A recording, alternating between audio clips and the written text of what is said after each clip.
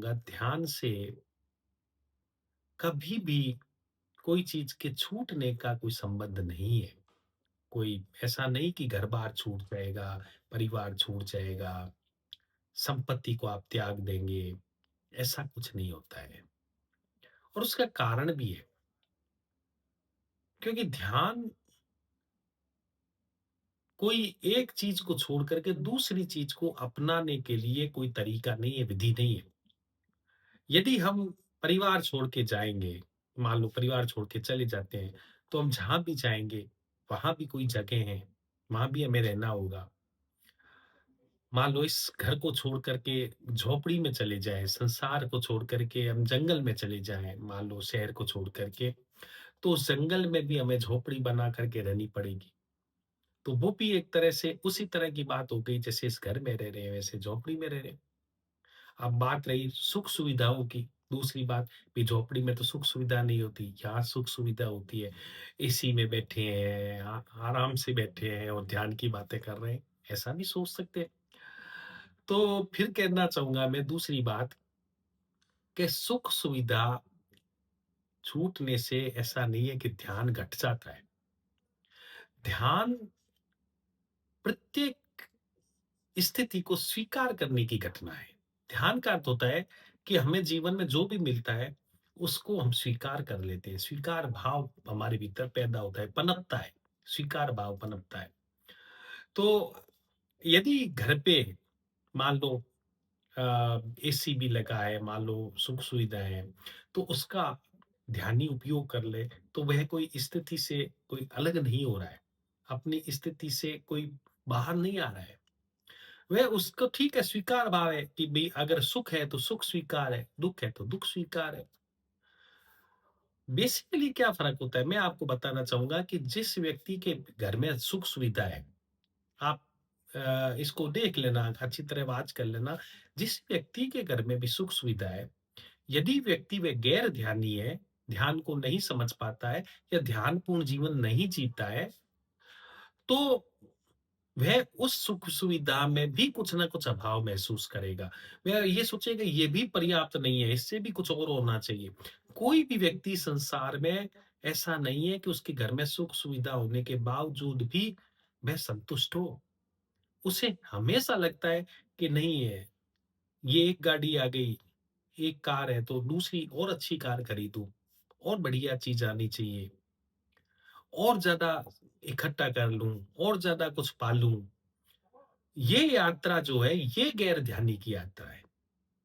सुख-सुविधा लेना ध्यान के विपरीत नहीं है, लेकिन सुख-सुविधा जो भी हमारे पास उपलब्ध है, उसको स्वीकार नहीं कर अस्वीकार भाव की दशा, यानी कुछ और पाने की चाह, यह हमें बताती है कि हम ध्यानी हैं या गैर ध्यानी हैं। तो ध्यानी व्यक्ति जहाँ भी रह रहा है, वह आनंद में रहना शुरू कर देगा।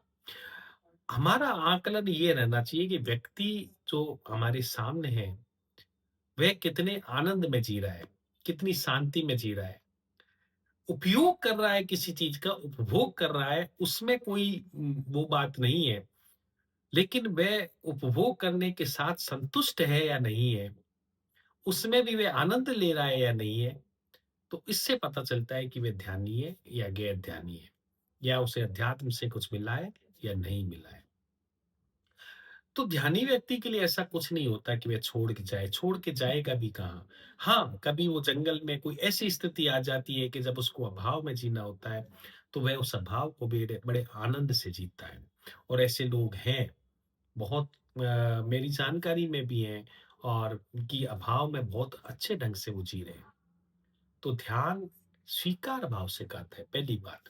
और स्वीकार भाव में ऐसा आता है कि जो भी उसके पास होता है, उसका आनंद भी लेता है, ओ और उसको उससे ज़्यादा कुछ ज़्यादा उसकी चाह भी नहीं होती।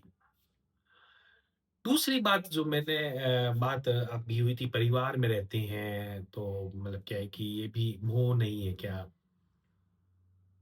दूसरी बात बताना चाहूँगा, ध्यान से प्रेम फैलता है। हमारे भीतर प्रेम विकसित होता है, उस वह विस्तार लेता है। तो कोई चीज़ हमारे भीतर से यदि और ज़्यादा फैल रही है, और ज़्यादा विस्तार ले रही है, तो उसका यह मतलब नहीं होता है कि जो पीछे की चीज़ है, जो पहले से उपलब्ध है, वो चीज़ छूटने लगे। विस्तार छूटने का वो नहीं बनता है माध्यम। विस्तार का मतलब ये नहीं है कि कुछ छूट करके, छोड़ करके हम दूसरी चीज़ पे जा रहे हैं, ऐसा नहीं है। विस्तार का मतलब होता है कि जो भी हमारे पास है, उससे और ज़्यादा फैलाव। तो प्रेम का फैलाव होता है। वहाँ मैं कह रहा हूँ संपत्ति के मामले में तो चाह का तो फैलाव नहीं होता है। महत्वाकांक्षा नहीं बढ़ती, चाह नहीं बढ़ती, इच्छाएँ ज़्यादा नहीं बढ़ती, जो है वो सब उसका आनंद ले लो। लेकिन प्रेम के मामले में ध्यानी के भीतर ये घटित होता है कि प्रेम का फैलाव होता है, प्रेम का विस्तार होता है। हम सीमित दायरों से बाहर आते हैं। तो ये नहीं कि परिवार वालों के प्रति तो प्रेम रहेगा ही रहेगा। उनके प्रति प्रेम कम नहीं होगा, लेकिन औरों के प्रति भी प्रेम बढ़ने लग जाता है। लेकिन हमने अभी तक ऐसा समझा हुआ है, परिवार वाले भी डरते हैं कि कहीं वो दूसरों से प्रेम हो गया तो कहीं ऐसा नहीं हमें तो नहीं छोड़ देंगे, ये एक भय रहता है लोगों के भीतर। ऐसे मेरे बहुत से साधक मित्र हैं, जिनके घर पे वो रहता है कि अगर ये ध्यान में चले गए तो कहीं हमें छोड़ तो नहीं देंगे।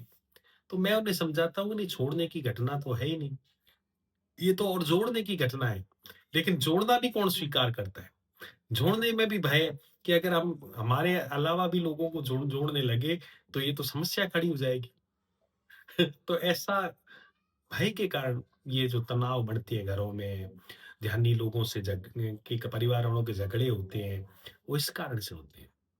लेकिन सच में बताऊँ आपको कि परिवार वालों के प्रति प्रेम कम नहीं होता है, उनके प्रति भी प्रेम बढ़ता है और अन्य लोगों के प्रति भी प्रेम का विस्तार होता है, फैलाव होता है। और कई बार तो ऐसा होता है कि कोई व्यक्ति बहुत दूर भी है हमसे और फिर भी मैसेज करता है, फ़ोन करता है और हमें लगता है कि वह व्यक्ति वाक़ई बहुत संवेदनशील है। उस और उसकी संवेदनशीलता यदि हमें छू जाती है, तो हमारे भीतर उसके प्रति बहुत प्रेम प्रकट होने लग जाता है। और मैंने तो जीवन में ऐसा बहुत से लोगों के बारे में मैंने महसूस किया कि मुझे वो अपने ही नज़र आने लगे, अपने ही। और मैं सौभाग्यशाली भी हूँ कि कुछ लोग ऐसे भी हैं, जिनसे मैं शायद बहुत कम मिला हूँ या केवल मैसेज से ही बात हुई, फ़ोन से ही बात हुई और उनको भी मैं अपना नज़र आने लगा। तो यह एक चमत्कार, ये ध्यान से घटता है। ध्यान से दूरियाँ मिटती हैं। तो कहने का तात्पर्य है कि ऐसे लोग भी मेरे से जुड़े जिनसे मेरा कोई ख़ास परिचय नहीं था और मुझे बहुत नज़दीक नज़र आने लगे। उन्हें मैं नज़दीक नज़र आने लगा।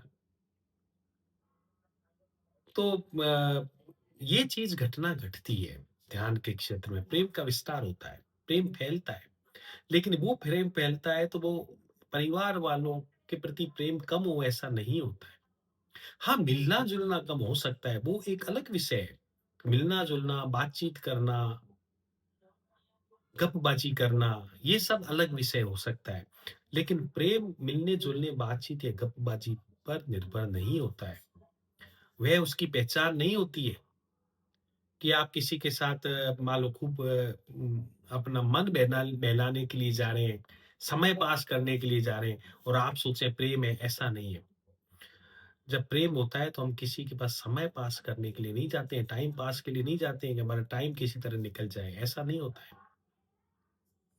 वो अलग ढंग का प्रेम है, जहाँ कोई ऐसा नहीं कि हम मनोरंजन कर रहे हों, एक जुड़ाव है और ऐसा जुड़ाव है जो मोह वाला जुड़ाव नहीं है या ये कह लो आसक्ति नहीं है, उसके बिना नहीं रह सकें, ऐसा नहीं है।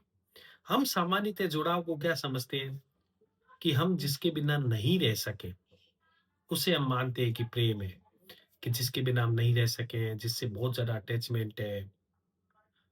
लेकिन जो ध्यानी व्यक्ति के भीतर प्रेम घटित होता है, वह प्रेम ऐसा होता है कि उसमें कोई व्यक्ति मिले या नहीं मिले उसका फ़र्क नहीं पड़ता। उस व्यक्ति के का होना ही हमारे भीतर प्रेम पैदा करता है। उस व्यक्ति की स्मृति मात्र, स्मरण मात्र हमारे भीतर प्रेम पैदा करती है।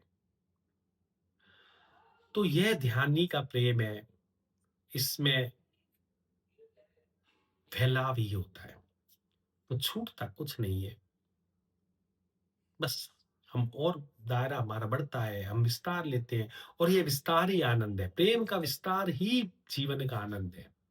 आपके जीवन में जितना प्रेम फैलता जाएगा, जितना विस्तार लेता जाएगा, उतना ही आपका जीवन आनंदित होता जाएगा। बहुत-बहुत धन्यवाद। प्रणाम।